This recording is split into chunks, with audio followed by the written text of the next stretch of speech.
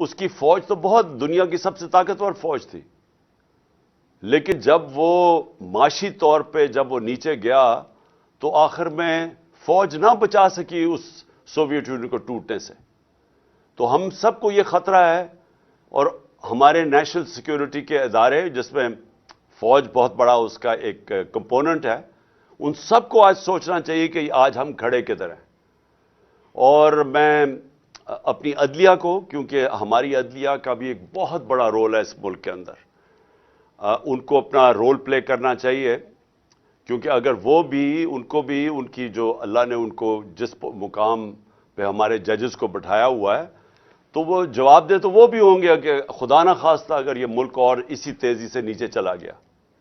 اس کے علاوہ business community ہے پاکستان کی.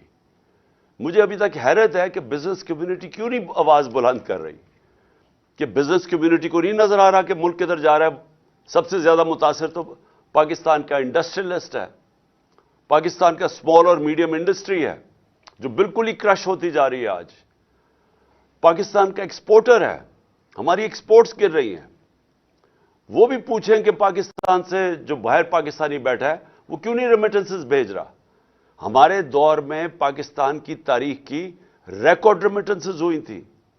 ہمارے دور میں پاکستان کی ایکسپورٹس ریکارڈ ہوئی تھی، ٹیکسٹائل ایکسپورٹس ریکارڈ ہوئی تھی، ہمارا جو ٹیکس کلیکشن تھا وہ ریکارڈ تھا. اور یہ سارا پاکستان کی اکنامک سروے کے اندر یہ سب چیزیں لکھی ہوئی ہیں. ہمارا کسان سب سے زیادہ خوشحال تھا. ہمارے 2 سال 4